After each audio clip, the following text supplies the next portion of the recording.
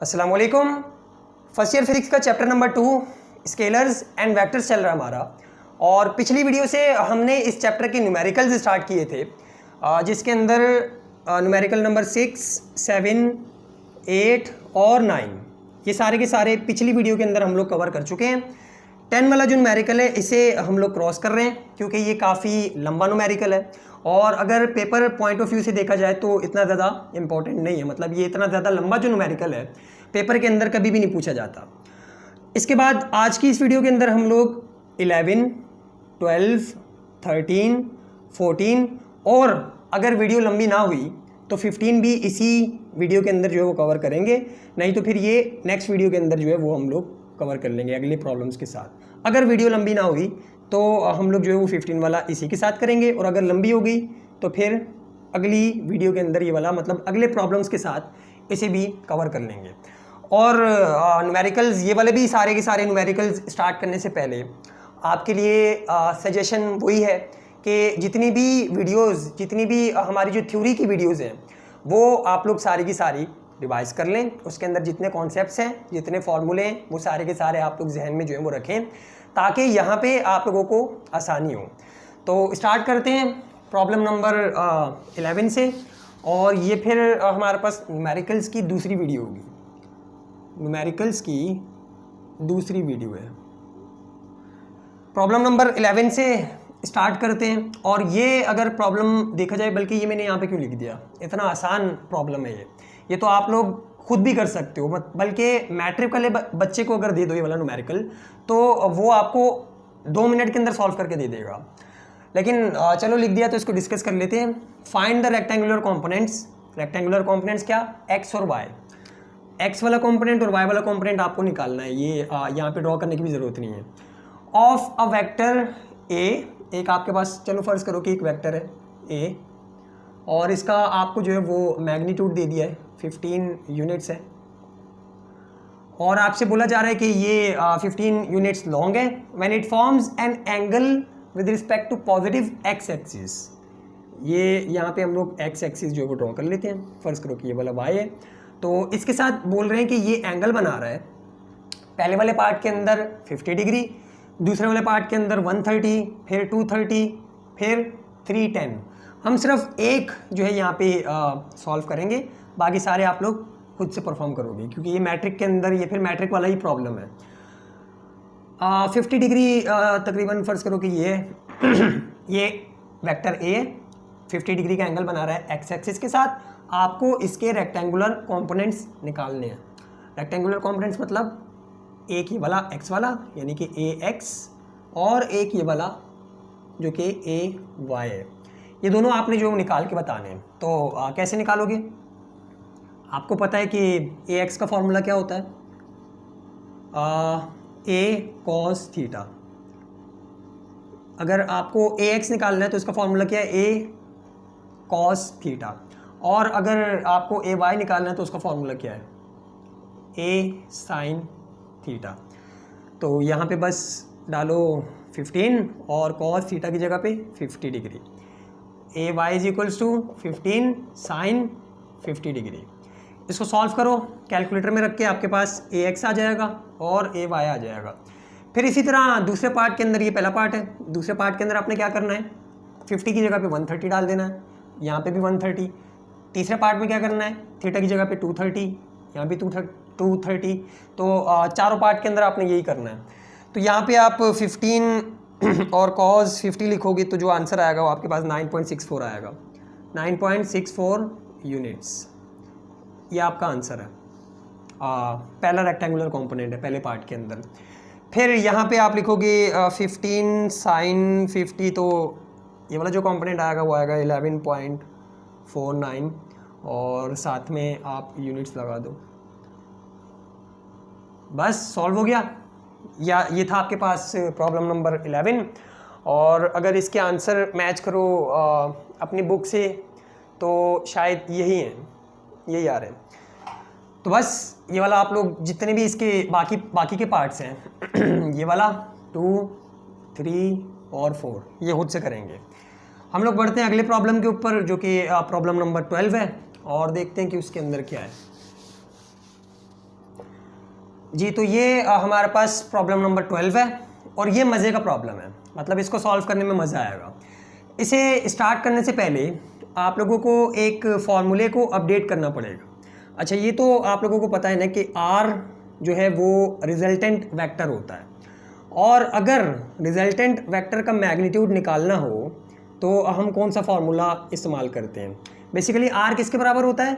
दो वेक्टर्स की एडिशन के बाद जो वेक्टर हमें मिलता है उसे हम लोग R बोलते हैं, ठीक है। या फिर इसे आप जो इस तरह से भी लिख सकते हो कि A plus B, addition of two vectors. और अगर इसका मैग्नीट्यूड निकालना हो तो आपने क्या फार्मूला पढ़ा एनालिटिकल मेथड के अंदर? A का स्क्वायर यानी कि A के मैग्नीट्यूड का square plus 2 magnitude of A magnitude of B और साथ में कॉस थीटा और प्लस का B स्क्वायर अंडर रूट के साथ। ये वाला फार्मूला तो आपको पता है। अब फर्ज करो कि यहाँ पे बीच में प्लस का साइन नहीं है, माइनस का आ गया, मतलब आप दो वेक्टर्स को ऐड नहीं बल्कि सब्ट्रैक्ट कर रहे हो। बेसिकली ये भी एडिशन ही कहलाती है। ये वाला जो B वेक्टर है इसका साइन चेंज हो जाता है, नेगेटिव वेक्टर आ जाता है यहाँ पे। ये वाला जो है B, अगर इसका नेगेटिव वेक्टर आ जाए तो हम कुछ इस तरह से लिखते हैं, या फिर दूसरे लफ्ज़ों में आप इस तरह से भी समझ सकते हो कि ये सब्ट्रैक्शन ऑफ वेक्टर है, ठीक है। और अगर इसका आपको मैग्नीट्यूड निकालना हो, इसे भी हम लोग R से ही रिप्रेजेंट करते हैं, ठीक है, R से ही रिप्रेजेंट करते हैं। और अगर इसका मैग्नीट्यूड आपको चाहिए हो तो इस फॉर्मूले के अंदर थोड़ी सी चेंजेस आएगी, और वो कैसे आएंगी? A का स्क्वायर, बीच में माइनस आ जाएगा, यहाँ पे माइनस आ जाएगा 2A और साथ में B कॉस थीटा, बाकी सब वही रहेगा, सिर्फ यहाँ पे आपके पास माइनस आ जाएगा। सेम उसी तरह जिस तरह आपके पास ये वाला फॉर्मूला होता है यार, A प्लस बी का whole square equals to A square plus का 2AB प्लस का B स्क्वायर, और अगर बीच में अगर माइनस आ जाए तो ये फार्मूला कैसे चेंज हो जाता है? A स्क्वायर माइनस का 2AB और प्लस का B स्क्वायर। तो ये वाली चीज़ जो है आप लोग ध्यान में रख लो कि अगर बीच में माइनस हो तो हम लोग इस फॉर्मूले को किस तरह से अपडेट करते हैं, या फिर ये फॉर्मूला किस तरह से चेंज होता है, यहाँ पे माइनस आ जाता है बस। अब इस चीज़ को हम लोग क्या बोलते हैं? Magnitude of difference, magnitude of difference. और इसे आप लोग मैग्नीट्यूड ऑफ एडिशन भी बोल सकते हो, ठीक है। इसका नाम, दूसरा नाम क्या हो सकता है? Magnitude of additions. और अगर यहाँ पे माइनस आए तो मैग्नीट्यूड ऑफ डिफरेंस क्योंकि इसके अंदर बेसिकली हम लोग डिफरेंस ले रहे हैं ना, इन दोनों को माइनस करवा रहे हैं। तो यहाँ पे जो ये मैग्नीट्यूड ऑफ डिफरेंस है उसका मतलब कि आपको ये चीज़ फाइंड करनी है। अच्छा, ये वाली चीज़ आप जो है वो कहीं पे नोट कर लो। और एक और चीज़ एक और चीज़ भी आप लोगों ने जो है वो ध्यान में रखनी है यहाँ पे, और जो कि हमने पढ़ी हुई है एनालिटिकल मेथड के अंदर, हमने पढ़ी हुई थी कि अगर आपको इस तरह का कोई ट्राइंगल दिया हुआ हो और ये A है, ये B है, ये C है, फिर ये वाला जो हमारे पास ये वाली साइड होगी इसको B बोल दो, इसको A बोल दो और इसको C बोल दो ये जो एंगल है ये अल्फ़ा है, ये वाला एंगल बीटा है और ये वाला एंगल जो है वो गैमा है। तो यहाँ पे हमने लॉ ऑफ साइंस पढ़े थे, अगर आप लोगों को याद हो या आप लोगों ने अभी रिवाइज किए हों तो लॉज ऑफ साइंस के अंदर हमने क्या पढ़ा था कि ये वाली जो साइड है A अपॉन साइन अल्फ़ा, ये वाली साइड और ये वाला angle is equals to B upon sine, ये वाली साइड और ये वाला angle beta is equals to C upon sine gamma. ये हमारे पास जो रिलेशन है, और ये किस चीज़ के लिए हमने वहाँ पे फॉर्मूले लिखे थे? एंगल कैलकुलेट करने के लिए। और ये चीज़ यहाँ पे इस्तेमाल होगी, तभी जो है वो आपको बोल रहा हूँ कि ये वाली चीज़ आप लोगों ने ध्यान में रखनी है, क्योंकि जब हम लोग डायग्राम के अंदर समझ रहे होंगे तो यही वाला कॉन्सेप्ट वहाँ पे इस्तेमाल होगा। अच्छा, अब इसका मतलब क्या है कि आप इन दोनों को इक्वल ले सकते हो, इन दोनों को इक्वल ले सकते हो, और ये वाले को इक्वल ले सकते हो, वो आपकी मर्ज़ी है। जिस तरह का आपके पास डाटा है आप उस हिसाब से अपना किसी भी इस तरह की साइड्स को इक्वल ले सकते हो। तो ये दोनों चीज़ें हमने डिस्कस कर ली। अब अगर हम लोग बढ़ें प्रॉब्लम नंबर 12 के ऊपर, तो इसे पढ़ो। दो वेक्टर्स हैं, एक जो है वो हमारे पास 10 सेंटीमीटर है, इसे बोल दो कि ये वेक्टर A है। एक जो है वो 8 सेंटीमीटर है, इसको बोल दो कि ये वाला जो है ये हम लोग कंसिडर कर रहे हैं कि ये जो वेक्टर है ये A है, और ये जो छोटे वाला वेक्टर है इसे हम लोग कंसिडर कर रहे हैं कि ये वेक्टर B है। तो ये इनके मैग्नीट्यूड दिए हुए हैं। Form an angle of 60 degree part A के अंदर, B के अंदर 90 डिग्री और C के अंदर 120 डिग्री। हम लोग पहले वाला करेंगे और पार्ट बी और पार्ट सी आप लोगों ने खुद करना है। मतलब ये इस तरह से करेंगे कि आपको समझ में आ जाएगा और फिर आप ये वाले 2 जो है वो बकाया खुद से कर सकते हो। अच्छा, ये आप लोगों को बता दिया कि 2 वेक्टर्स हैं एक 10 सेंटीमीटर लॉन्ग है और एक जो वो 8 सेंटीमीटर लॉन्ग है, और इन दोनों के दरमियान जो एंगल बन रहा है वो 60 डिग्री है। पार्ट ए के अंदर, पार्ट बी के अंदर 90 डिग्री है और पार्ट सी के अंदर 120 डिग्री है। Find the magnitude of difference, वही a माइनस बी का magnitude. Find the magnitude of difference and the angle with respect to the larger vector. With respect to the larger vector आप यहाँ पे जो है हम लोग बता देते हैं सबसे पहले या डायग्राम भी बनेगी, तो अभी फ़िलहाल इसको छोड़ो। जो मैग्नीट्यूड ऑफ डिफरेंस है हम लोग उसको r से रिप्रेजेंट कर रहे हैं, ठीक है, और ये किसके बराबर है इसमें, a माइनस के b। ये हमारे पास क्या है, मैग्नीट्यूड ऑफ द डिफरेंस। तो आपने क्या कैलकुलेट करना है, r और इसका angle with respect to the larger vector. इस वाले वेक्टर का यानी कि r का एंगल क्या बन रहा है लार्जर वाले वेक्टर से, यानी कि a वेक्टर से, वो भी आपने बताना है। अच्छा, अब अगर इसको यहाँ पे हम लोग ड्रॉ करें यहाँ पे ड्रॉ करके समझें या फिर जितना भी हमने इस प्रॉब्लम से एब्जॉर्ब किया है उसको यहाँ पे बनाने की कोशिश करें, तो हमारे पास 2 वेक्टर्स हैं। एक वेक्टर को आप लोग इस तरह से ड्रॉ कर लो एक्स एक्सिस के ऊपर। एक वेक्टर हमने ड्रॉ कर लिया इस तरह से और बोल दिया कि ये वेक्टर जो है हमारे पास वेक्टर ए है जो कि 10 सेंटीमीटर है। अभी फ़िलहाल इसके ऊपर नहीं लिखते, ये आपके पास जो है ये वेक्टर ए है। दूसरा वेक्टर जो है वो आपके पास वेक्टर बी है जो कि 8 सेंटीमीटर लॉन्ग है और इन दोनों के दरमियान एंगल कितना बन रहा है, 60 डिग्री।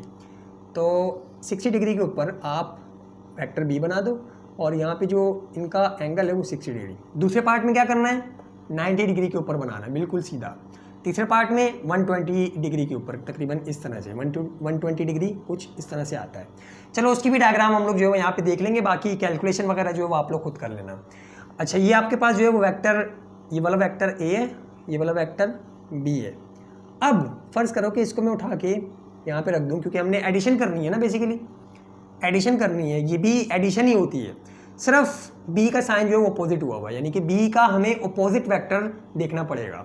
आप लोगों ने देखा था कि फ़र्ज़ करो कि हमारे पास अगर ये वेक्टर बी है, ये वेक्टर बी है, तो नेगेटिव बी वाला वेक्टर किस तरह से होगा, इसे हम लोग नेगेटिव वेक्टर भी बोलते हैं और अपोजिट वेक्टर भी बोलते हैं। वो उसकी लेंथ इतनी होगी लेकिन उसकी डायरेक्शन चेंज हो जाएगी, डायरेक्शन चेंज हो जाएगी, तो यहाँ पे माइनस आ जाता है।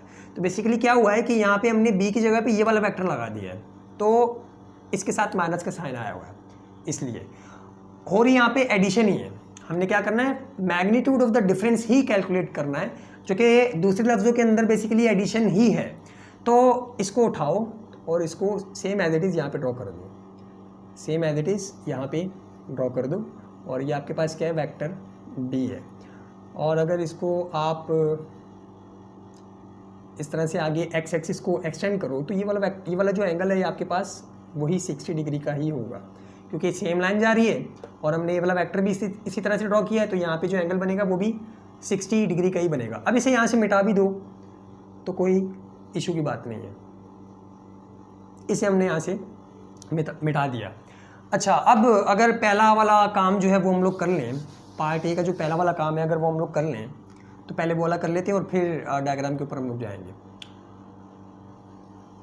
ये चलो पहले डायग्राम कंप्लीट कर लो, वैसे ही कंफ्यूज हो जाओगे। अच्छा, ये वेक्टर बी है, हमें क्या निकालना है, हमें क्या निकालना है, ए माइनस का बी और इसका मैग्नीट्यूड। हमें बी नहीं लगाना है यहाँ पे बल्कि माइनस बी लगाना है।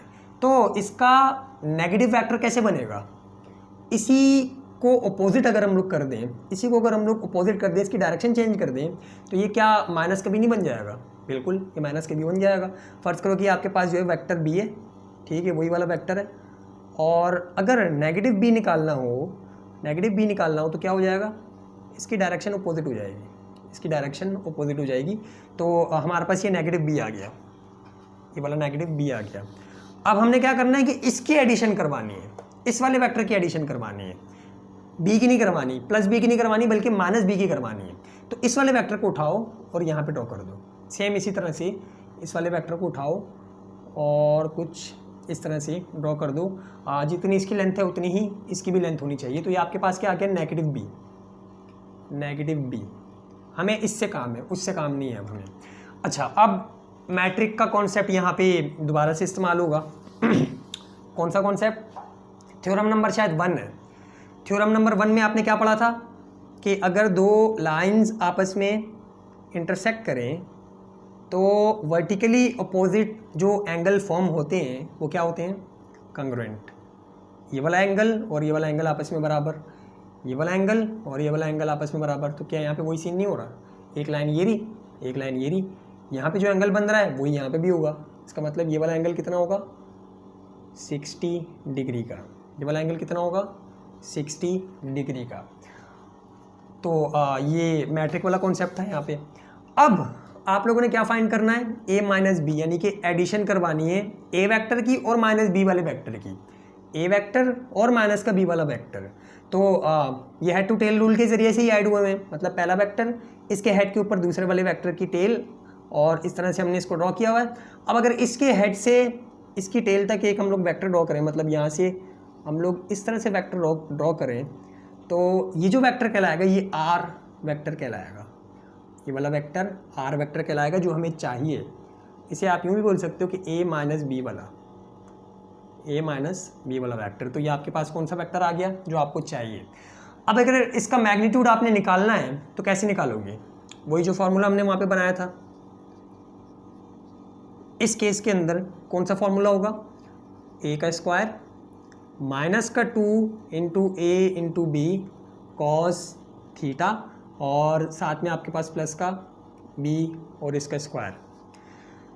वैल्यूज पुट करो, ये है 10 तो 10 का स्क्वायर माइनस का 2 इंटू 10 इंटू 8, और साथ में कॉस थीटा की जगह पे कितना, 60 डिग्री, क्योंकि इन दोनों के दरमियान जो एंगल है वो आपके पास कितना है, 60 डिग्री।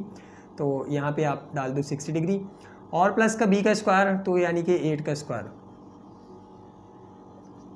इसे सॉल्व करो, यहाँ पे 100 आ जाएगा, माइनस का 2 10 ज़ा 20, और 20 जब 8 से मल्टीप्लाई होंगे तो कितने हो जाएंगे, 80 80 160, और cos 60 को एज इट इज़ लिखो, और प्लस 8 का स्क्वायर जो 64 होगा। तो इसे सॉल्व कर लो कैलकुलेटर के अंदर डाल के।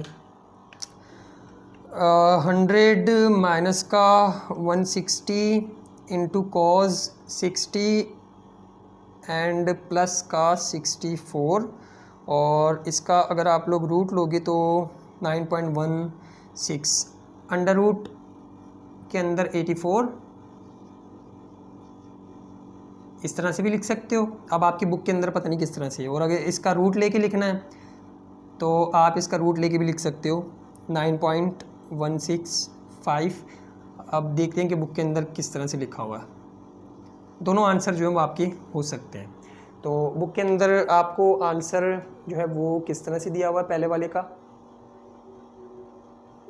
ये 11 है और 9.2 सेंटीमीटर। इसको राउंड ऑफ कर दिया है, इसी चीज़ को जो राउंड ऑफ कर दिया, तो आप इतना भी लिख सकते हो और राउंड ऑफ करके भी लिख सकते हो 9.2। ये वाला आंसर है बुक के अंदर। तो ये आपका आंसर है पहले वाले पार्ट का, जिसके अंदर मैग्नीट्यूड ऑफ डिफरेंस आपने कैलकुलेट करना था, तो आपने इस तरह से कैलकुलेट कर दिया। अब दूसरे पार्ट के अंदर भी आपने सेम यही वाली चीज़ करनी है। उसके अंदर डिफरेंस क्या होगा कि जो आपके पास वेक्टर दूसरे वाला ड्रॉ होगा वो इस तरह से होगा 90 डिग्री के ऊपर, और मतलब ये कि एक सीधी लाइन आ जाएगी यहाँ पे इस तरह से, और ये वाला पूरे का पूरा इस तरह से जा रहा होगा। तो आप जो है वो सॉल्व करके देख लेना। हम डायग्राम बना देते हैं या फिर देखते हैं कि खुद से ही सॉल्व कर लेते हैं अगर आप लोगों को मुश्किल लग रही हुई तो। ये पहला वाला काम हो गया हमारा इस प्रॉब्लम के अंदर के मैग्नीट्यूड ऑफ डिफरेंस कैलकुलेट करना है। दूसरी चीज़ क्या करनी है कि द एंगल इसी वाले वेक्टर का, जो आपने नया वाला वेक्टर बनाया है ये वाला आर, इसी का angle with respect to the larger vector, larger वाले वेक्टर के साथ इसका कितना एंगल बन रहा है वो भी कैलकुलेट करना है। तो ये आपके पास वेक्टर है और इसका एंगल लार्जर वाले वेक्टर के साथ कितना बन रहा है ये भी आपने कैलकुलेट करना है, यानी कि ये वाला वेक्टर, ये वाला जो आपके पास एंगल आ रहा है ये भी अब आपने जो है वो कैलकुलेट करके बताना है। तो इस ट्राइंगल को आप कंसिडर करो, वही वाला कॉन्सेप्ट लॉज ऑफ साइन वाला, इस ट्राइंगल को आप कंसिडर करो। और यहाँ पे अगर हम लोग देखें तो हमारे पास ये वाली साइड जो है वो वेक्टर ए है, ये वाली साइड जो है वो वेक्टर ए है, ये वाली साइड जो है ये हमारे पास r है, ये वाली साइड r है, और ये जो है हमारे पास माइनस का b है। अब हमें निकालना है ये वाला और ये वाला, मतलब ये वाला एंगल निकालना है, और एक एंगल जो पता है हमें वो ये वाला एंगल पता है। तो हम इन दोनों का रिलेशन देखेंगे, इन दोनों का रिलेशन देखेंगे, इसका नहीं देखेंगे क्योंकि ये तो हमें पता ही नहीं है। अगर इसका और इसका देख लिया, ये तो निकालना है, ये तो लाजमी इंक्लूड होगा, और अगर इसको देख लिया तो ये तो पता ही नहीं हमें, ये वाला पता है, इसको हम लोग निकाल सकते हैं। तो किस तरह से रिलेशन बनेगा कि ये वाली साइड यानी कि r और अपॉन में साइन और ये वाला एंगल जो कि 60 है, साइड और इसका एंगल, फिर ये वाली साइड और इसका एंगल जो कि किसके बराबर आएगा, माइनस का b, और इसका एंगल कौन सा है, ये वाला, तो sine theta r।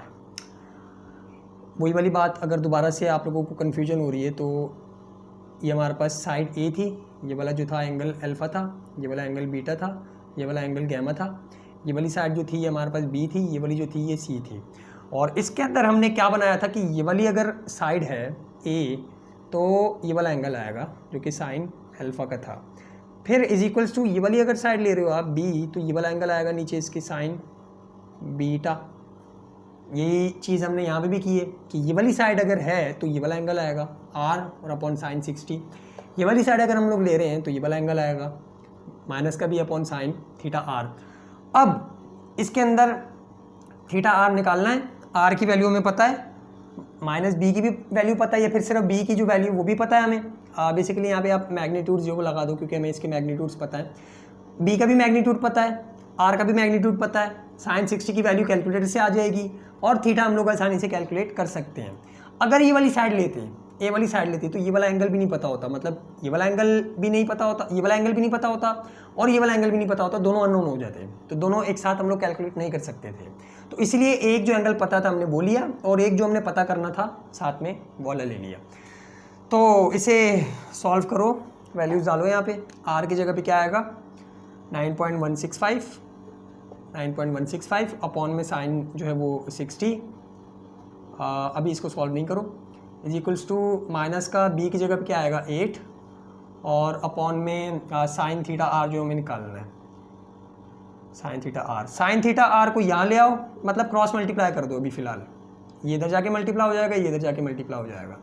9.165 into sine theta r is equals to minus का 8 और साइन 60, कुछ भी नहीं किया, ये यहाँ डिवाइड हो रहा था यहाँ के मल्टीप्लाई करवा दिया, ये यहाँ डिवाइड हो रहा था इसके साथ जाके मल्टीप्लाई करवा दिया, बच्चों वाली चीज़ है ये। अब सिर्फ यही वाली चीज़ हमें चाहिए, इसको ले जाके वहाँ पे डिवाइड करवा देंगे, तो sine theta r is equals to minus का 8 साइन 60 और अपॉन में आपके पास 9.165। इसे सॉल्व करो, क्या आंसर आ रहा है 8 साइन 60 और इंटू डिवाइडेड बाय 9.165, तो 0.755 और साथ में 94 कुछ चीज़ जो है मिटानी पड़ेगी हमें, यहाँ से जो है मिटा देते। कितना आंसर आ रहा है, sine theta r is equals to 0.75594 और ये माइनस का साइन एज इट इज़।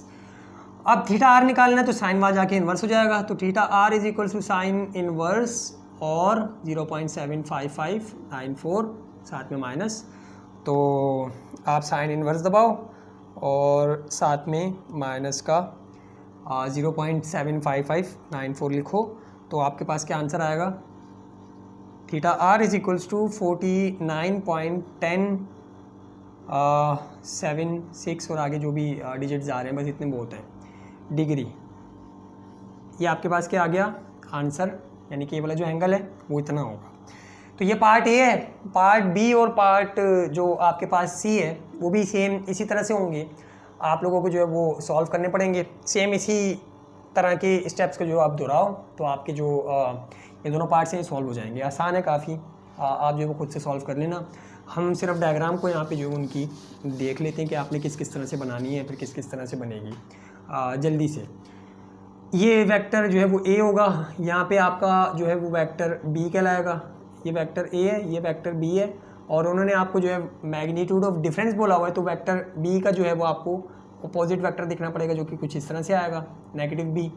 फिर ये जो है आपके पास आर कहलाएगा, ठीक है। इन दोनों के दरमियान जो है वो एंगल 90 डिग्री है। बस इसे जो है आप लोग इसी तरह से सॉल्व करना और फिर ये वाला जो है वो एंगल कैलकुलेट कर लेना। डायग्राम कुछ इस तरह से बनेगी पार्ट बी की। पार्ट सी की अगर डायग्राम की बात करें तो 120 डिग्री का जो आपके पास एंगल होता है, 120 डिग्री का एंगल किस तरह से बनता है, ये आपके पास ए है और 120 तकरीबन जो है वो कुछ इस तरह से बनेगा। तो ये जो होगा ये आपके पास वेक्टर बी कहलाएगा, ये वेक्टर ए, ये वेक्टर बी। आप इसी का जो है नेगेटिव वेक्टर ले लेना, नेगेटिव बी, और फिर ये जो होगा ये आपके पास आर कहलाएगा। ये वाला एंगल जो है 120 डिग्री का होगा और यहाँ पे जो एंगल होगा थीटा आर, ये आप लोगों ने फाइंड करना होगा। तो बाकी के दो जो हैं वो आप लोग खुद से करोगे। अब बढ़ते हैं प्रॉब्लम 13 की तरफ और देखते हैं कि उसके अंदर उन्होंने हमें क्या बताया हुआ, ए और इसका मैग्नीट्यूड। जी, तो ये हमारे पास प्रॉब्लम नंबर 13 है और काफ़ी आसान सा प्रॉब्लम है। अगर इसका डाटा बनाएं, सबसे पहले तो हमें बता रहे हैं कि एंगल वेक्टर ए और बी के दरमियान कितना है, 60 डिग्री। एंगल 60 डिग्री है और आपको मैग्नीट्यूड दिया हुआ है, वेक्टर ए का भी 1 है और वेक्टर बी का जो मैग्नीट्यूड है वो भी 1 है। आपसे पूछा क्या जा रहा है, आप b माइनस का a कैलकुलेट करके बताओ और b प्लस का a कैलकुलेट करके बताओ। तो काफ़ी आसान से सा जो है ये इन्होंने न्यूमेरिकल दिया हुआ आपको। फार्मूला भी इसका हमने पीछे पढ़ा, क्या होगा, b का स्क्वायर, b के मैग्नीट्यूड का स्क्वायर माइनस का 2 into magnitude of b a cos theta और प्लस का a का स्क्वायर। और यहाँ पे क्या होगा, b प्लस a की अगर बात करें तो सेम ये वाला फॉर्मूला, बीच में सिर्फ प्लस आ जाएगा। तो यहाँ पे b का स्क्वायर प्लस का 2 इंटू बी ए कॉस थीटा और साथ में आपके पास a का स्क्वायर। वैल्यूज़ पुट करो इसके अंदर, यहाँ भी 1 आएगा और इसका स्क्वायर माइनस का 2 इंटू 1 और कॉस आपके पास कितना 60 डिग्री है और प्लस 1 का स्क्वायर। यहाँ पे भी यही वाली चीज़ होगी कि 1 का स्क्वायर प्लस आ जाएगा बीच में 2 इंटू 1 इंटू कॉस 60 डिग्री और प्लस का 1 का स्क्वायर। 1 का स्क्वायर 1 और यहाँ पे माइनस का 2 कॉस 60 और प्लस का 1। यहाँ पे क्या होगा, वही 1 प्लस का 2 कॉस 60 और प्लस का 1 और यहाँ पे स्क्वायर। बस इससे डायरेक्ट आप जो है वो कैलकुलेटर के अंदर डालो और दोनों के जो आंसर हैं वो यहाँ पे लिख दो। 1 माइनस का 2 और साथ में कॉस 60 और प्लस का 1, आपके पास जो आंसर आ रहा है वो 1 आ रहा है अंडर रूट के अंदर। और अंडर रूट के अंदर या फिर 1 का जो रूट होता है वो 1 ही होता है, तो यहाँ पे जो आंसर आएगा इसका 1 यूनिट्स आएगा या फिर 1 यूनिट। और किसका आंसर आया, b माइनस की a का, यानी कि मैग्नीट्यूड ऑफ द डिफरेंस का आंसर जो हमारे पास आया वो ये आया है। और अगर इसको देखें तो इसका आंसर क्या है हमारे पास, b प्लस के a का 1 प्लस 2 कॉस 1 प्लस 2 कॉस 60 और प्लस का 1, तो आंसर जो है आपके पास 3 आ रहा है। और इसको इसी तरह से रहने दो क्योंकि बुक के अंदर भी शायद इसी तरह से है। तो ये आपके पास जो है वो दोनों पार्ट्स की, ये पार्ट बी था, ये पार्ट ए था और इन दोनों को हमने एक साथ सॉल्व कर लिया। तो ये आसान सा आपके पास प्रॉब्लम नंबर जो है वो 13 था। अब बढ़ते हैं प्रॉब्लम 14 की तरफ और वो भी जो है वो काफ़ी मज़े वाला प्रॉब्लम है, यानी कि थोड़ा सा उसे समझना पड़ेगा। तो बढ़ते हैं प्रॉब्लम 14 की तरफ और देखते हैं कि वो क्या है। जी, तो ये हमारे पास प्रॉब्लम नंबर 14 है और ये भी काफ़ी मज़े का प्रॉब्लम है। इसके अंदर भी हमें जो है वो एक कॉन्सेप्ट सीखने को मिलेगा। सबसे पहले अगर हम लोग ट्रिग्नोमेट्री को रिवाइज़ करें, यानी कि राइट एंगल ट्राइंगल को रिवाइज़ करें, तो यहाँ पे हमारे पास जो एंगल होता है ये 90 डिग्री का होता है, जो बिल्कुल आपस में परपेंडिकुलर होती हैं लाइंस। इसे हम लोग जो है वो यहाँ पे ये वाला जो एंगल होता है ये 90 डिग्री का होता है। अगर ये वाला एंगल हम लोग कंसिडर करें तो इसके बिल्कुल अपोजिट वाली जो साइड होती है ये परपेंडिकुलर होती है, ये तो सबको पता होगा।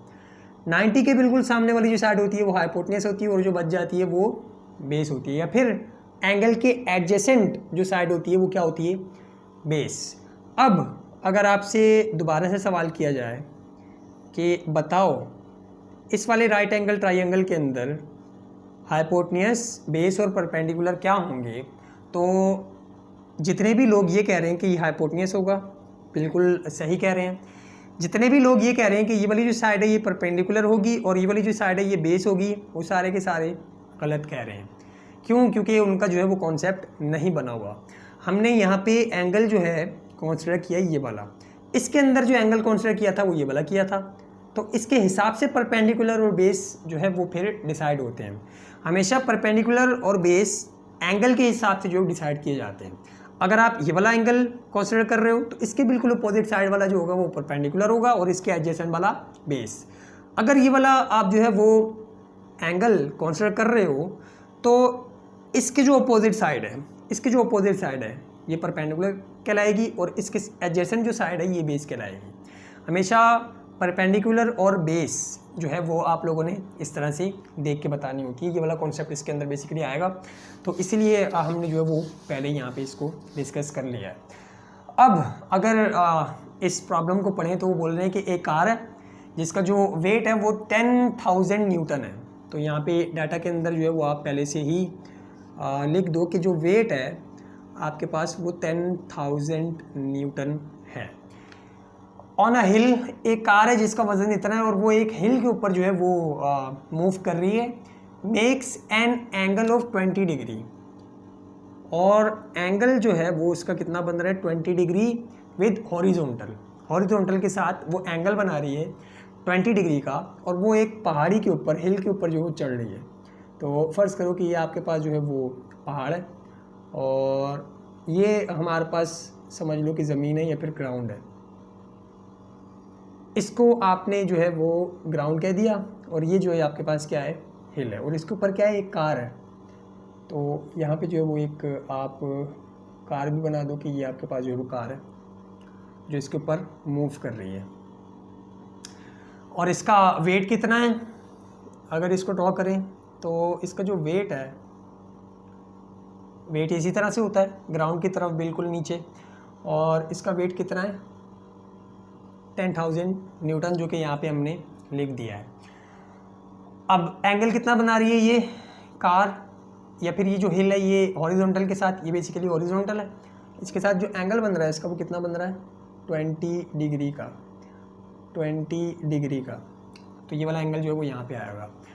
Find the components of car's weight, ये जो आपके पास वेट है कार का, इसके कंपोनेंट निकाल के बताओ parallel and perpendicular to the road. Perpendicular और पैरेलल वाली जो कंपोनेंट्स हैं रोड के साथ जो हो रहे हैं, ये बेसिकली रोड है आपका। हिल अगर यूँ है तो आपका जो रोड होगा वो कुछ इस तरह से होगा। अब वो बोल रहे हैं कि आप इस वेट के कंपोनेंट्स निकाल के बताओ, इस रोड के साथ जो पैरेलल आ रहा है वो वाला कंपोनेंट और इस रोड के साथ जो परपेंडिकुलर आ रहा है वो वाला कंपोनेंट आपने निकाल के बताना है, उसकी वैल्यूज़ निकाल के बतानी है। अब हम लोगों ने जो एक्सिस पढ़े हैं, हमेशा हम लोग एक्स एक्सिस को यूँ ड्रॉ करते हैं, एक्स और वाई जो होता है वो हमारा कुछ इस तरह से होता है, लेकिन लाजमी नहीं है कि एक्स और वाई इसी तरह से हो, लाजमी नहीं है कि एक्स और वाई इस तरह से हो। एक्स और वाई आप अपनी मर्ज़ी से यूँ भी लगा सकते हो कि बोलो कि ये वाला जो है ये एक्स है और ये जो है आपका वाई है, मतलब दोनों परपेंडिकुलर होने चाहिए, इन दोनों के दरमियान 90 डिग्री का एंगल होना चाहिए। आप ड्रॉ किसी भी तरह से कर सकते हो, अपना फ्रेम ऑफ रेफरेंस कुछ भी रख सकते हो। तो लाजमी नहीं है कि हमेशा यही वाली जो साइड है आपके, आप जिस तरह से खड़े हो आप जो है वो अगर इस तरह से देखो तो इसी को आप जो है वो एक्स एक्सिस बोल दो, यूँ भी तो कर सकते हैं हम लोग। इस केस के अंदर हम लोग बेसिकली यही करने वाले हैं, इसको एक्स नहीं बोल रहे, इसको एक्स बोलेंगे। और इसको एक्स बोलने का हमारे पास फ़ायदा क्या होगा, बेसिकली ये जो वेट है ये एंगल बना रहा है ना इस रोड के साथ, इस वाले हमारे पास रोड के साथ एंगल के ऊपर आया हुआ है, तो ये रिजॉल्व होगा, ये रिजॉल्व होगा अपने कंपोनेंट्स के अंदर, और वही पूछे जा रहे हैं बेसिकली कि पैरेलल और परपेंडिकुलर वाला कंपोनेंट बताओ जो कि इस कार की वेट के जो है वो बन रहे हैं इन दोनों के साथ। अब अगर हम लोग देखें कि हमारे पास अगर कोई वेक्टर आता है और वो एक्स एक्सिस के साथ एंगल बनाया हुआ होता है, एक्स एक्सिस के साथ एंगल बनाया हुआ होता है, तो लाजमी तौर पे ये अपने कंपोनेंट्स के अंदर टूटता है। ये वाली चीज़ तो आप लोगों को पता है। ये उसका एक्स वाला कंपोनेंट यानी कि जो एक्स की डायरेक्शन के अंदर आता है, और ये वाला उसका वाई वाला कंपोनेंट जो कि वाई की डायरेक्शन के अंदर आता है। अब फर्ज करो कि हम लोग एक्स एक्सिस को जो है वो चेंज कर रहे हैं, एक्स को हम लोग चेंज कर रहे हैं। हम बोल रहे हैं कि हम सेम इसी तरह से नहीं, हम यूँ अपने से एक ड्रॉ किया हमने चीज़, और हमने बोला कि ये हमारा जो है वो एक्स एक्सिस है पॉजिटिव और ये नेगेटिव, हमने इसको एक्स एक्सिस बोल लिया। अब अगर इसके साथ कोई फोर्स, कोई वेक्टर इस तरह से आएगा और एंगल बनाया हुआ होगा वो, तो लाजमी सी बात है वो जो है वो रिजॉल्व होगा अपने कंपोनेंट्स के अंदर। और अगर ये वाला हम लोग वाई बना रहे हैं तो इस केस के अंदर बेसिकली ये क्या होगा, ये इस ए वेक्टर का एक्स वाला कंपोनेंट होगा जो कि एक्स एक्सिस की डायरेक्शन के अंदर आ रहा है, और ये वाला जो हमारे पास कंपोनेंट होगा इसका टूटने के बाद वो इसका वाई वाला कंपोनेंट होगा जो कि वाई की डायरेक्शन के अंदर आ रहा होगा। अब फर्ज करो कि यहाँ पे हम लोग एक्स एक्सिस को रोड बोल रहे हैं, एक्स एक्सिस को हम लोग रोड बोल रहे हैं, या फिर इसके अंदर इस वाले रोड को हमने एक्स एक्सिस मान लिया कि ये जो है हमारा एक्स एक्सिस है, क्योंकि हम लोग अपनी मर्ज़ी से एक्स वाई ड्रॉ कर सकते हैं अपनी आसानी के लिए, क्योंकि हमें पैरेलल और परपेंडिकुलर वाला कंपोनेंट चाहिए रोड के। इसका मतलब क्या कि ये वेट के जो कंपोनेंट पैरेलल आ रहा है इस रोड के वो निकालना है, और परपेंडिकुलर जो आ रहा है वो निकालना है। तो इस रोड के जो परपेंडिकुलर है उसके ऊपर हम लोग वाई रख देते हैं। फर्ज करो कि ये आपके पास जो है वो वाई एक्सिस है, या फिर इसे बोल दो कि ये परपेंडिकुलर टू रोड है।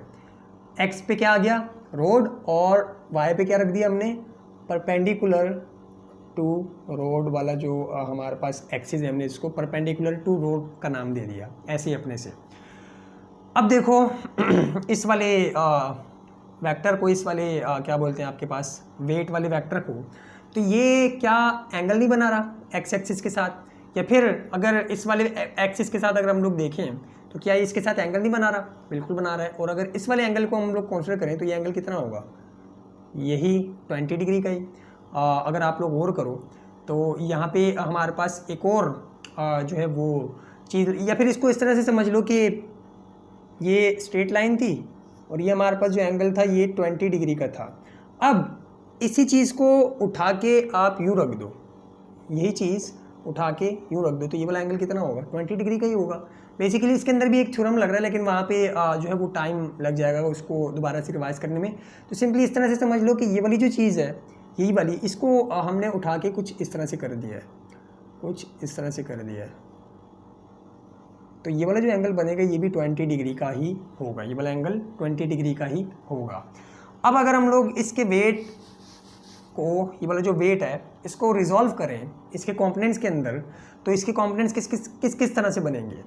एक कंपोनेंट इसका आएगा बिल्कुल यहाँ पे, ये वाला, यहाँ तक एक कंपोनेंट आ गया ये वाला, जो कि कौन सा है perpendicular to road, perpendicular to, या फिर वेट का परपेंडिकुलर वाला कंपोनेंट टुवर्ड्स द रोड। और ये वाला जो कंपोनेंट है, ये वाला जो कंपोनेंट है ये किस तरह से आ रहा है, वेट का पैरेलल वाला कंपोनेंट जो कि रोड के पैरेलल आ रहा है। ये वाला बेसिकली रोड के पैरेलल आ रहा है कंपोनेंट, और ये वाला जो है ये रोड के आपके पास परपेंडिकुलर आ रहा है। अगर इसको थोड़ा सा आप लोग सीधा कर दो तो आपको मतलब सीधा करके समझो तो आपको ज़्यादा आसानी से जो है समझ में भी आ जाएगा। फ़र्ज़ करो कि ये आपके पास रोड है, वहाँ पे जो काम था वो तो वैसे ही रहने दो, अब हम लोग सिर्फ समझ रहे हैं कि हुआ क्या है। ये रोड है, ये परपेंडिकुलर है टुवर्ड्स द रोड, ये फिर ये परपेंडिकुलर एक्सिस है रोड के, और हो रहा क्या है कि हमें यहाँ पे वेट वाला कंपोनेंट दिया हुआ है, यहीं पे आएगा ना। अगर इसको थोड़ा सा यूँ कर दे तो हाँ यहाँ पे आएगा। तो ये आपको जो है वो रोड का ये वाला जो है ये आपको वेट वाला कंपोनेंट या फिर वेट वाला वेक्टर दिया हुआ है, जो कि कुछ इस तरह से एंगल बना रहा है, क्योंकि कुछ इस तरह से एंगल बना रहा है। अब अगर आप इसे रिजॉल्व करो तो किस तरह से रिजॉल्व होगा, एक कंपोनेंट कुछ इस तरह से बनेगा यहाँ पे, और एक कंपोनेंट जो है वो कुछ इस तरह से बनेगा यहाँ तक यूँ ही करते हुए आ रहे हैं हम लोग। पीछे जितने भी हमने रेक्टेंगुलर कंपोनेंट निकाले कुछ इसी तरह से निकालते हैं। ये वाला जो कंपोनेंट होता है जो इस वाले एक्सिस की डायरेक्शन के अंदर होता है, फ़र्ज़ करो कि ये y है और फ़र्ज़ करो कि ये जो है ये x है, तो इसे हम लोग क्या बोलते हैं कि ये y वाला कंपोनेंट होगा, y इसका वेट का। अब चूंकि इसको परपेंडिकुलर का नाम दिया हुआ है तो हम लोग इसके साथ तभी y नहीं लगा रहे, परपेंडिकुलर लगा रहे हैं। आप समझ में आ गई होगी शायद। और ये वाला जो कंपोनेंट है इसे हम लोग wx बोलते हैं क्योंकि ये x की डायरेक्शन के अंदर है। अब इसको चूंकि हमने रोड वाला जो है वो कंपोनेंट बोला हुआ है तो तभी यहाँ पे बोल रहे हैं कि ये रोड के पैरेलल आ रहा है, मतलब रोड की ही डायरेक्शन के अंदर आ रहा है, तो ये पैरेलल वाला कंपोनेंट है। तो इसी को थोड़ा सा यूँ करके टेढ़ा कर दो तो वही चीज़ तो वहाँ पे बनी हुई है, वही चीज़ हमने वहाँ पे की है जो कि कुछ इस तरह से की हुई है कि ये वाला जो आपके पास कंपोनेंट है उसको यहाँ पे बना दिया, क्योंकि हम लोग इन दोनों को इंटरचेंज कर सकते हैं, मतलब यहाँ बनाओ या फिर यहाँ बनाओ, एक ही बात है। तो एक कंपोनेंट जो है वो आपके पास ये रहा, एक कंपोनेंट ये रहा, मतलब एक कंपोनेंट ये रहा, एक कंपोनेंट ये रहा। और यही उन्होंने पूछे थे कि पैरेलल टू द रोड वाला कंपोनेंट वेट का और परपेंडिकुलर वाला कंपोनेंट रोड के साथ निकाल के आपने बताना है। तो बस अब आपके पास जो है वो कैलकुलेशन रह गई जो कि हम लोग अभी करते हैं। अच्छा, अब यहाँ पे वाला कॉन्सेप्ट इस्तेमाल होगा। बताओ ये एंगल है, ये ट्राइंगल है, राइट एंगल ट्राइंगल, ये राइट एंगल ट्राइंगल है, ठीक है आपके पास। और अब यहाँ पे आप लोगों ने बताना है कि आपके पास ये आपके पास क्या आ गया, थीटा, ये क्या है 90 डिग्री, ये 90 डिग्री, क्योंकि यहाँ पे हमने जो है वो दोनों एक्सिस परपेंडिकुलर लिए, तो ये वाला जो आपके पास एंगल होगा ये भी लाजमी तौर पे 90 डिग्री का होगा। अब यहाँ पे बताओ कि परपेंडिकुलर कौन सा है, हाइपोटेन्यूस कौन सा है और बेस कौन सा है। तो आप लोगों को पता होगा कि 90 के सामने हाइपोटेन्यूस, इसके सामने परपेंडिकुलर, और ये आपके पास क्या बेस, थीटा के सामने आपके पास क्या परपेंडिकुलर। तो इसका मतलब कि ये जो है ये W और दो लाइनें जो हमने मारी हुई हैं ये बेसिकली राइट एंगल ट्राइंगल के अंदर परपेंडिकुलर होता है। थीटा के बिल्कुल एडजेसेंट वाली जो साइड होती है उसे हम लोग बेस बोलते हैं, और ये जो होती है ये हमारे पास हाइपोटेन्यूस होता है। तो यहाँ पे अगर हम लोग बताएं, डाटा के अंदर ही अगर हम लोग बताएं कि हमारे पास जो हाइपोटेन्यूस है वो W है, परपेंडिकुलर जो है वो हमारे पास वेट का पैरेलल वाला कंपोनेंट है, और बेस जो है वो आपके पास क्या है, वेट का परपेंडिकुलर वाला कंपोनेंट। तो आपको पता है कि अगर आपको परपेंडिकुलर वाला कंपोनेंट निकालना हो, बेसिकली यहाँ पे आप लोग वो भी लिख दो, ट्रिग्नोमेट्रिक फंक्शंस। साइन थीटा किसके बराबर होता है, perpendicular upon hypotenuse. Cos theta किसके बराबर होता है, बेस अपॉन हाइपोटेन्यूस। ठीक है, अब आपको क्या निकालना है, ये वाली चीज़, पैरेलल वाला कंपोनेंट। तो आप किस किस का रेशियो देखोगे, आपको वैल्यू किसकी पता है, हाइपोटेन्यूस की वैल्यू पता है, ये गिवन है, और आपको ये वाली जो है ये फाइंड करनी है, और ये वाली जो है वो फाइंड करनी है। तो आप कौन सा फंक्शन इन दोनों में से चूज़ करोगे कि आपको ये वाला जो कंपोनेंट है ये निकल आए, ये वाला कंपोनेंट यानी कि परपेंडिकुलर जो वो निकाल के दे दे, वो ये वाली चीज़ है। हाइपोटेन्यूस पता है, ये निकालना है, थीटा भी पता है, तो आप इसके अंदर डालोगे तो आपको ये जो है ये मिल जाएगी। कैसे कि यहाँ पे जो आप लगाओ कि साइन थीटा जो होता है वो परपेंडिकुलर अपॉन हाइपोटेन्यूस के इक्वल होता है। परपेंडिकुलर जो है वो आपके पास क्या है, वेट का पैरेलल वाला कंपोनेंट, और हाइपोटेन्यूस क्या है, W वहाँ जाएगा तो W साइन थीटा हो जाएगा, और इक्वल्स टू इसका पैरेलल वाला कंपोनेंट। तो सिंपली इसके अंदर वैल्यूज पुट करो, 10,000 आएगा, और साइन थीटा की जगह पे कितना आएगा 20। इसको सॉल्व करो, आपके पास आंसर है 10,000 1 2 3 10,000 इंटू साइन 20, और इसका जो आंसर आ रहा है वो आपके पास कितना आ रहा है 3420.20 और साथ में न्यूटन। तो इसका मतलब कि वेट के पैरेलल, रोड के पैरेलल जो हमारे पास कंपोनेंट आ रहा है इसके वेट का वो इतना है। और अगर परपेंडिकुलर वाले की बात करें तो उसके अंदर कॉस थीटा लगेगा, तो cos theta is equals to base upon hypotenuse होता है। बेस जो है वो हमारे पास W परपेंडिकुलर है, और नीचे जो आपके पास W आएगा, वैल्यूज़ भी पुट कर दो यहाँ पे जो है वो आपके पास इसे हमने फाइंड करना है। यहाँ पे 1000 आ गई, और कॉस की जगह पे जो है वो आपके पास कितना आ जाएगा 10,000, और कॉस 20 इक्वल्स टू वेट का परपेंडिकुलर वाला कंपोनेंट। तो इसको सॉल्व करो, कितना आएगा 10,000 कॉस 20 और ये आ रहा है आपके पास कितना, इसे जो ऊपर लिख लेते हैं, यहाँ पे कितना आ रहा है 9396.926 और साथ में न्यूटन, और ये वेट का परपेंडिकुलर वाला कंपोनेंट है किसके, रोड के, वेट का परपेंडिकुलर वाला component with respect to the road है ये। और अगर इसके आंसर आप लोग मैच करो तो 3420 न्यूटन सही है, और 9396.926 सही है, ये भी सही है।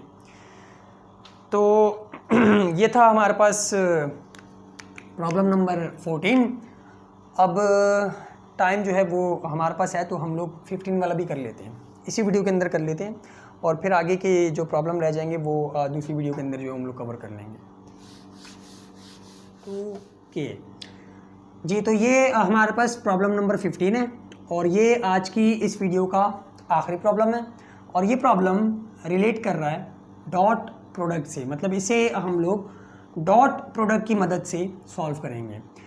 बोल रहे हैं आपसे कि find the angle between A and B, और दोनों आपको वेक्टर फॉर्म के अंदर दिए हुए हैं, एक वेक्टर ए, एक वेक्टर जो है वो आपके पास बी। फ़र्ज़ करो कि ये वाला, चलो ये वाला जो है वो ए है, ये वाला जो वेक्टर है आपके पास बी है, दोनों वेक्टर फॉर्म के अंदर दिए हुए हैं, और आपसे बोला जा रहा है कि इन दोनों के दरमियान एंगल जो है वो आप कैलकुलेट करके बताओ। तो इसे हम लोग सॉल्व करेंगे डॉट प्रोडक्ट की मदद से। उसके अंदर जितनी भी हमने प्रॉपर्टीज़ पढ़ी थी या फिर उसके अंदर जितने फार्मूले बनाए थे उन सब को यूज़ करते हुए, डाटा तो हमारे पास बेसिकली यही है कि ए और बी की वैल्यूज़ दी हुई हैं, यहाँ से हम लोग जो डायरेक्ट सॉल्यूशन करते हैं इसका। डाटा इसके अंदर क्या, यही दो तो हैं। तो सॉल्व अगर इसको हम लोग करें तो हमें फार्मूले रिवाइज करने पड़ेंगे। सबसे पहले डॉट प्रोडक्ट किसके इक्वल होता है, A dot B is equals to magnitude of A, magnitude of B, और साथ में कॉस थीटा। अच्छा, अब यहाँ पे ए और बी अगर आप लोगों को निकालना हो, ए और बी अगर आप लोगों को निकालना हो, और आपको ए और बी वेक्टर फॉर्म के अंदर दिए हुए हों, तो ये क्या हमने वेक्टर या फिर डॉट प्रोडक्ट की प्रॉपर्टीज़ के अंदर सॉल्व किया था? बिल्कुल सॉल्व किया था कि अगर आपको ए वेक्टर फॉर्म के अंदर दे दें, बी वेक्टर फॉर्म के अंदर दे दें, और आपसे बोला जाए कि डॉट प्रोडक्ट निकालो, तो क्या आप निकाल सकते हो? निकाल सकते हो। आपने इसके अंदर निकालना क्या है, एंगल। सबसे पहले यहाँ पे हम लोग जो है वो अपना टारगेट क्या है वो यहाँ पे लिख देते हैं कि हमें एंगल जो है वो निकालना है। तो एंगल निकालने के लिए आपको इन्होंने दोनों वेक्टर फॉर्म के अंदर दे दिए हैं। तो क्या ये चीज़ आप निकाल सकते हो इन दोनों को इस्तेमाल करते हुए? ये वाली चीज़ आ जाएगी। मैग्नीट्यूड ऑफ ए निकाल सकते हो, वो तो आसान है, आई वाली वैल्यू का स्क्वायर, जे वाली वैल्यू का स्क्वायर, के वाली वैल्यू का स्क्वायर, अंडर रूट, आपके पास डायरेक्ट मैग्नीट्यूड आ जाएगा। बी का भी मैग्नीट्यूड निकाल सकते हो सेम उसी तरह से। तो ये तीनों की तीनों चीज़ें अगर आप लोग निकाल सकते हो तो थीटा खुद ब खुद निकल आएगा। तभी हमने जो है वो डॉट प्रोडक्ट यहाँ पे चूज़ किया है, क्योंकि इसके अंदर ये तीनों चीज़ें जो है निकालना आसान है। तो सबसे पहले हम लोग निकालते हैं A dot B. A dot B का फॉर्मूला हमें पता है कि अगर वेक्टर फॉर्म के अंदर दिया हो तो हम लोग कैसे करते हैं, x1 इंटू x2 आप लोग रिवाइज़ कर लेना अगर आप लोगों ने देखना है तो। x1 x2 प्लस का y1 y2 और प्लस का z1 z2, यही फार्मूला बन के आया था वहाँ पे, तो आप हम लोग यहाँ पे डायरेक्ट कर रहे हैं। A dot B is equals to x1 की वैल्यू 2 है और x2 की वैल्यू कितनी है 6, तो 2 इंटू 6 और बीच में प्लस y1 की वैल्यू कितनी है 2, तो यहाँ पे 2 आ जाएगा, और y2 की वैल्यू कितनी -3, तो यहाँ पे -3 आ जाएगा। फिर प्लस z1 की वैल्यू -1 है, तो यहाँ पे -1 आ जाएगा, और z2 की वैल्यू जो वो 2 है, तो यहाँ पे 2 आ जाएगा। इसे सॉल्व करो, 2 6 12, 2 3 6 और माइनस के साथ, क्योंकि ये माइनस और प्लस दोनों माइनस हो जाएंगे, 6 आ जाएगा यहाँ पे। फिर ये माइनस प्लस दोबारा से माइनस और यहाँ पे 2, तो यहाँ पे कितना आंसर आ रहा है, 12 में से 6 गए, कितने बचे 6 में से 2 गए, कितने बचे 4, तो यहाँ पे आ गया इसका आंसर 4।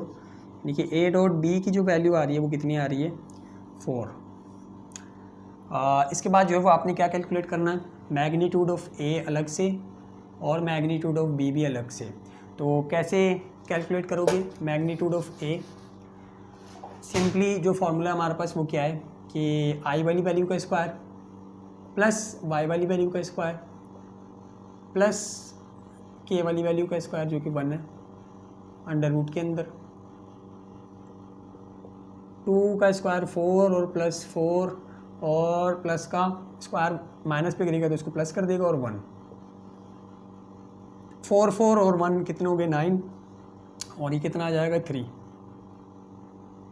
ए का मैग्नीट्यूड कितना आया 3। इसी तरह अगर बी का मैग्नीट्यूड निकालो तो वो कितना आएगा आई वाली वैल्यू का स्क्वायर प्लस वाई वाली वैल्यू का स्क्वायर या फिर जे वाली वैल्यू का स्क्वायर और प्लस के वाली वैल्यू का स्क्वायर जो कि 2 है।